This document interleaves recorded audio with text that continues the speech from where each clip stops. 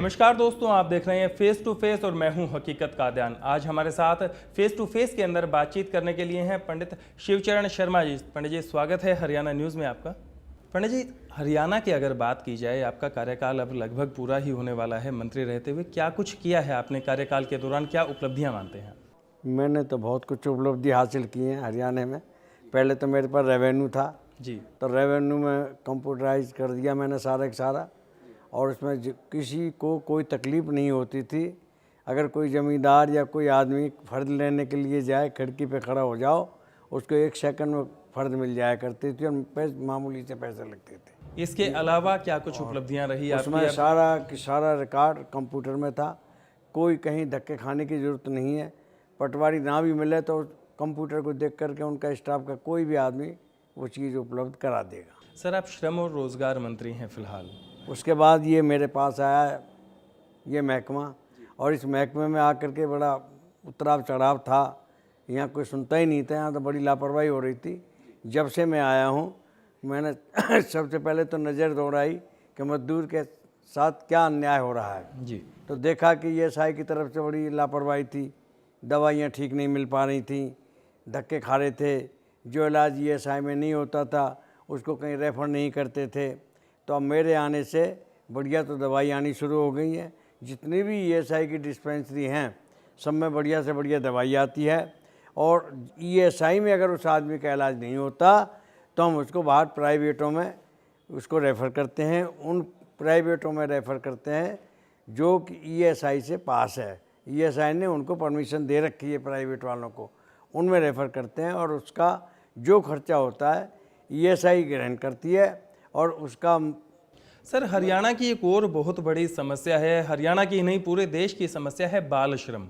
बाल मजदूरी रोकने के लिए क्या कुछ कदम? उसके लिए हमने जगह जगह स्कूल खोले हुए हैं। जैसे हम यहाँ भट्टा है, भट्टे पे बहुत से बच्चे रहते हैं, भट्टों पे हमने स्कूल खोले हैं। सर, वो तो योजना ही फ्लॉप हो चुकी है। नहीं, अब शिक्षा मंत्री गीता बुक्कल खुद मानती हैं कि एनजीओ के जरिए वो जो स्कूल खोले गए थे वो भट्टे की धूल में ही कहीं गुम हो गए। ना, गुम नहीं हुए।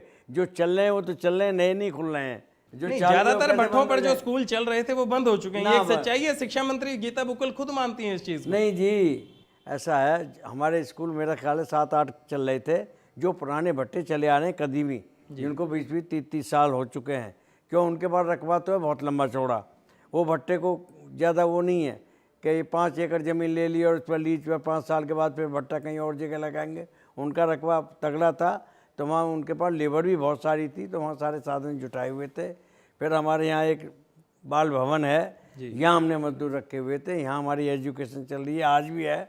उन बच्चों की फीस वहाँ पे कोई पैसा नहीं लगता, वर्दी का कोई पैसा नहीं लगता, खाने का कोई पैसा नहीं लगता। लेकिन ज्यादातर बच्चे तो स्कूलों तक पहुंच ही नहीं पा रहे। चाय की दुकानों पर, लोगों के घरों में कितनी जगह बच्चे काम कर रहे हैं। हम रोड के ऊपर निकलते हैं, अभी मैं दिल्ली से जब आ रहा था रास्ते में कई जगह मेरे को चाय की दुकानों पर और ढाबों पर भी बच्चे काम करते हुए दिखाई दिए। मैं ये तो नहीं कह सकता कि इस पर अभी नहीं कर रहे होंगे, जरूर कर रहे होंगे, लेकिन बहुत सुधार हो गया।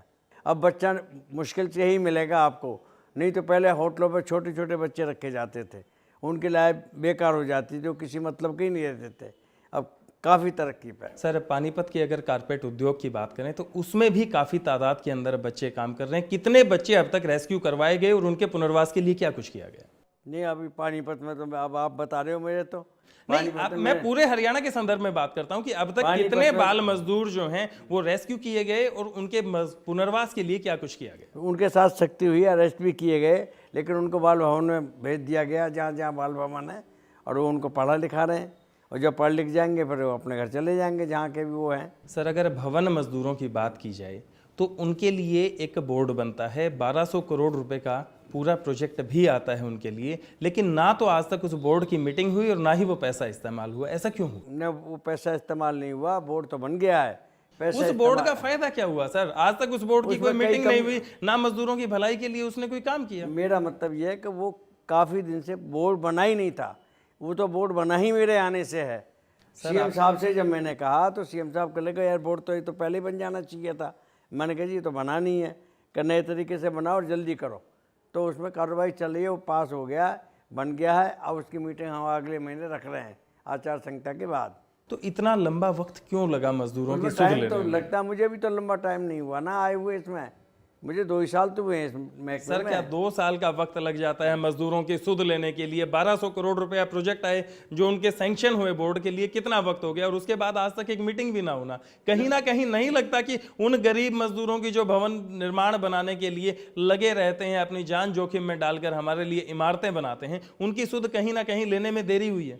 न देरी कैसे हुई है? अब जब पता लगेगा जब भी तो करा जाएगा। जब पता लगा बोर्ड बना दिया, अब बोर्ड बन गया, रजिस्टर हो गया, अब इसकी कार्रवाई चालू हो जाएगी। अब तो आचार संहिता की वजह से काम रुका हुआ है और इसमें इलेक्शन से पहले हम कुछ इसमें कर जाएंगे। शर्मा जी, ज़्यादातर जो बिल्डिंग बन रही हैं उसके अंदर सुरक्षा की जो है अनदेखी की जाती है और कल भी एक ऐसा ही वाकया हुआ है जब एक मजदूर के सीने में से 6 फुट का सरिया आर पार हो गया। ऐसे जो बिल्डर हैं उनके खिलाफ कार्रवाई क्यों नहीं होती कि वो सुरक्षा के पूरे उपकरण इस्तेमाल करें मजदूरों के? नहीं, इसका एक महकमा हमारे पास भी है जिसका डिप्टी डायरेक्टर होता है। उसकी भी ड्यूटी है कि जहाँ भी कोई नई बिल्डिंग बनती है उसको चेक करें जा कर के, और उनको भी हिदायतें दी जाती है। उनके पास, बिल्डरों के पास भी जो का ट्रेंड आदमी होते हैं, लेकिन कोई कहीं ना कहीं कोई ना कोई कमजोरी रह जाती है जिसकी वजह से ये हादसे होते हैं। पहले जो हादसे हुआ करते थे अब इतने तो नहीं होते, लेकिन हाथ कहीं ना कहीं कमजोरी अब भी रह जाती है और उनमें हम बड़ी सख्ती से पेश आ रहे हैं।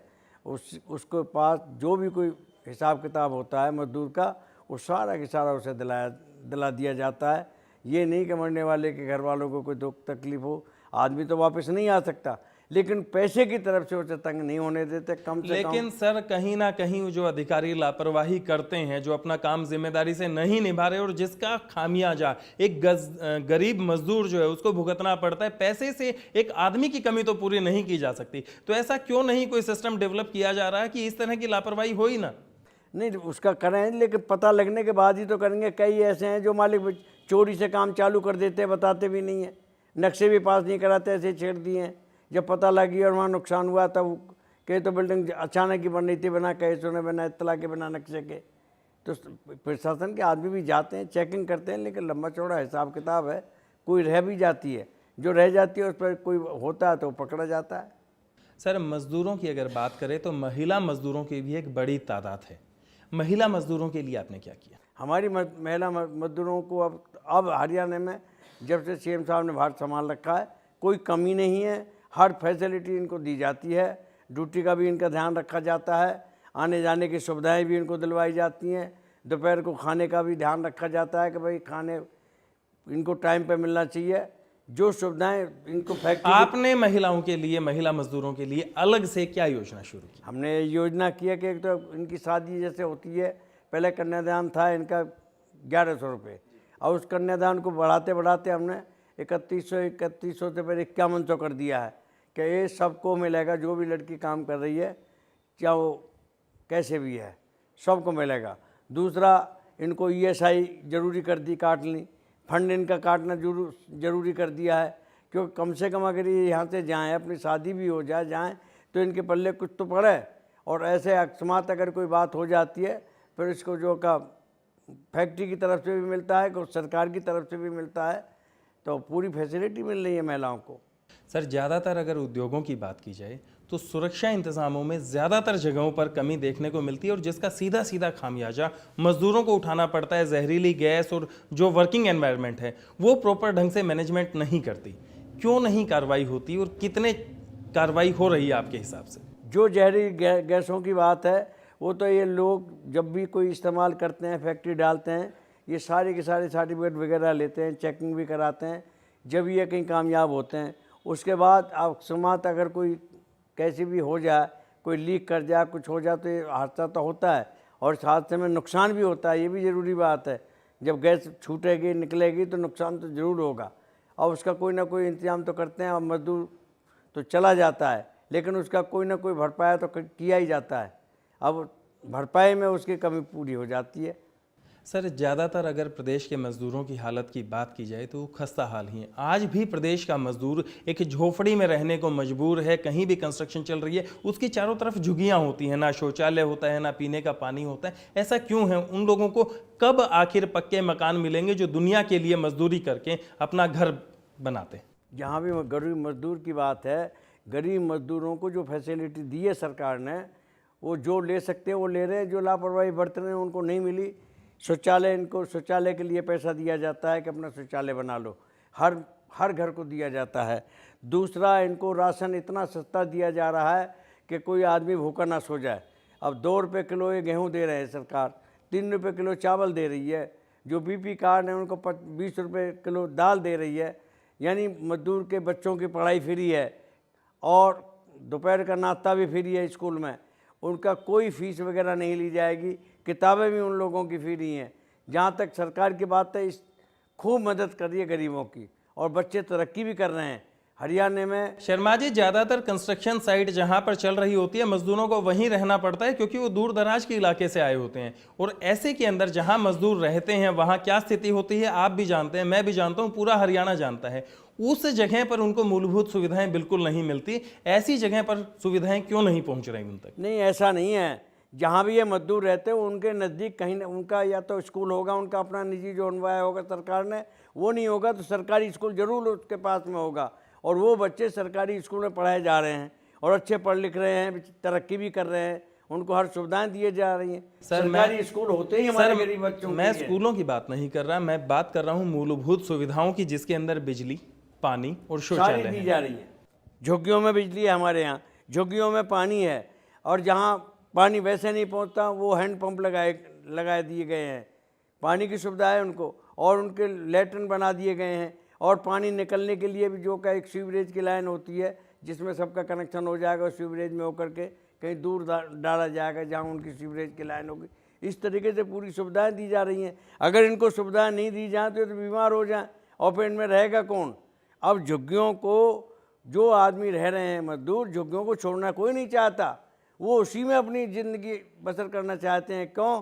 कि उसमें सुविधाएं जो शहर में होनी चाहिए पक्के मकानों की और उसकी, वो सारी सुविधाएं उनको उपलब्ध हैं। लोगों ने कच्ची झुग्गी रखी नहीं है, अब पक्की आप ही कर ली है उन्होंने। गवर्नमेंट से कई स्कीमें ऐसी हैं जिनसे पैसा मिलता है, पैसा लिया, ईंटें खरीदी, अपनी पक्की बना ली, उसमें टेलीविज़न भी है, सब कुछ है, पूरी सुविधा है।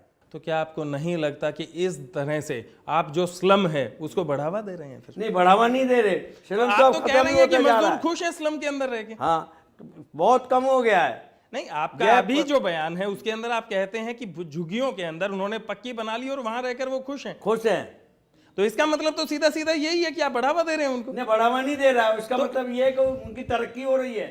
नहीं, मजदूर जब पढ़ेगा लिखेगा उसको सारी सुविधाएं मिलेंगी। सर, तो अगर झुग्गी बस्ती से निकलकर वो पक्का मकान किसी ढंग की जगह बनाता है तो हम तरक्की मानेंगे, लेकिन अगर झुग्गी में ही रहकर खुश है तो कहां से तरक्की? वो झुग्गी जहां डली हुई है उन जमीनों की कीमत आप सोच भी नहीं सकते। बहुत महंगी जमीनें हैं जहाँ झुग्गियां डली हैं, और आज की नहीं है, पुरानी झुग्गियां हैं। सुनिए, वो तो सारी की सारी, वो तो सारे की सारा अवैध कब्जा है। अवैध कब्जा नहीं है। अब जो आदमी आप ये बताइए ना कि कौन सी जमीन मजदूरों को अलॉट की गई है, कौन सी झुग्गी के अंदर उनको जमीनें दे दी गई है? किसी भी कॉलोनी में जहां भी ये झुग्गियां पड़ी उनको उजाड़ा भी तो नहीं गया। नहीं, तो इसका मतलब तो शर्मा जी आप अवैध कब्जों को समर्थन कर रहे हैं? नहीं, समर्थन नहीं कर रहे। अब जो आदमी बसा हुआ उसको कैसे उजाड़ दें, जिसके वहां सब कुछ हो गया? नहीं, तो इसका मतलब डेवलपमेंट के लिए अगर किसी ने पार्क के अंदर अपनी झुग्गी बना ली तो वो ठीक है, वो आप उसको नहीं हटाएंगे? नहीं, कहाँ हटा रहे हैं, कौन हटा रहा है? तो इसका मतलब तो दूसरी भी झुग्गी बन जाने दीजिए, फिर पार्कों की और बाकी जगह की जरूरत क्या है? दूसरी पे कंट्रोल है। आप ये ना को नहीं, तो लोग अगर आप तो अवैध कब्जों को बढ़ावा दे रहे हैं। बढ़ावा नहीं दे रहे। एक तरफ आप उन अवैध कब्जों को हटाने के लिए तैयार नहीं है, दूसरी तरफ आप कहते हैं बढ़ावा नहीं दे रहे। एक तरफ तो आना पड़ेगा सर आपको। जो अब नई झुग्गियां डालेगा, बिल्कुल नहीं, सरकार उसको बर्दाश्त करेगी, नहीं डालने नहीं दे रही। जो पुरानी 30-30, 40-40, 50-50 साल से झुग्गियां पड़ गई और अच्छी जगह पे पड़ गई, उनको सारी सुविधाएं वहाँ हैं, बस अड्डे भी उनके नजदीक। वो झुग्गियां हटाकर उनको कहीं और क्यों नहीं बसाया जा रहा है पक्के मकानों में? वो नहीं मानते, वो जगह को नहीं छोड़ना चाहते। गवर्नमेंट ने बड़ी कोशिश की है कि भाई तुम इनके बदले में तुम्हें पक्के मकान मिल जाते हैं, फ्लैट मिल जाते हैं। अब हमारे पास यहाँ कम से कम ना तो 5-6 हज़ार फ्लैट खाली पड़े हैं इधर, और झुग्गी वालों को खूब मिन्नतें कर ली कि भाई तुम वहाँ से अपनी झुग्गी छोड़ दो और यहाँ फ्लैटों में रहो। कोई रहने को तैयार नहीं डबुआ कॉलोनी में, और उनकी हालत खस्ता होती चली जा रही है।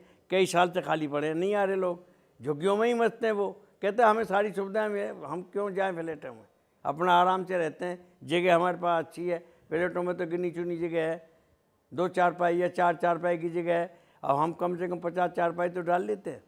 तो इसका मतलब जो आपने उनको जो सुविधाएं आप जो देने की बात कर रहे हो उससे खुश नहीं है, उनको और बेहतर सुविधाएं चाहिए जो कि आप अगर प्रोवाइड करेंगे तो वो बेशक आएंगे झुग्गियों को छोड़कर। नहीं आ रहे जी, अब ये कहने की बातें हैं। अब बाटा की झुग्गियाँ हैं, पुरानी हैं, आज वहाँ ज़मीन का भाव पता 1 लाख रुपए गज का भाव है जो उनके पास ज़मीन है, कैसे छोड़ेंगे वो और लोग? अवैध कब्जे की जमीन है। अवैध कब्जे क्या, जो बचे तो बचे, जब मजदूरी करेगा फैक्ट्रियों में तो उसे जगह नहीं मिली, कहीं तो अपना टाइम रात बिताएगा, रात बिता तो यहाँ तक पहुँच चुका। कितना ही समझा लो वो नहीं मानते। तो कल को वो झुग्गियां आपने किसी बिल्डर को बेचकर चले जाते हैं और वो वहां शॉपिंग मॉल बनाता है तो आप उसे बनाने देंगे? ना, नहीं बनाने बिल्कुल नहीं देंगे। क्यों? एक मजदूर कब्जा करे तो ठीक, अगर एक बिल्डर कब्जा करे तो गलत। तो गवर्नमेंट उस जमीन को अपने कब्जे में लेगी। नहीं, एक मजदूर अगर कब्जा करे तो बिल्कुल सही है क्योंकि वो एक मजदूर है। एक बिल्डर कब्जा करे तो गलत। बिल्डर कैसे कर लेगा कब्जा? बिल्डर कैसे करने देंगे? तो मजदूर को क्यों करने दे रहे हैं? मजदूर तो है ही गरीब आदमी, बेचारा मजदूर है ही। तो इसका मतलब एक गरीब व्यक्ति का हक हो जाता है, उसका अधिकार हो जाता है कि वो कहीं पर भी कब्जा करके बैठ जाए। ना, ऐसा नहीं है कि कहीं पर भी कब्जा कर। ये मैं बता रहा हूँ 50, 40, 60 साल पुराने कब्जे हैं ये जो झुग्गियाँ हैं। पर आप कब्जों को हटाने के लिए किसी भी सूरत में तैयार नहीं है। नहीं, कब्जे 50 साल वाले को कैसे भगा दिया जाए बताओ? उसका पुनर्वास किया जाए, नहीं, उसके लिए योजना बनाई जाए। अब मैं बता रहा हूँ इतने मकान खाली पड़े हैं हमारे पास। सर, आप उनके नेता हैं, अगर वो आपकी ही बात नहीं मानेंगे तो किसकी सुनेंगे? नहीं, वो नहीं मानते इस बात को, कहते हम यही ठीक है, हमें यहाँ ठीक है। चलिए, शर्मा जी के साथ बातचीत का सिलसिला यूं ही जारी रहेगा। वक्त तो चला एक छोटे से ब्रेक का, ब्रेक के बाद जल्द हाजिर होते हैं।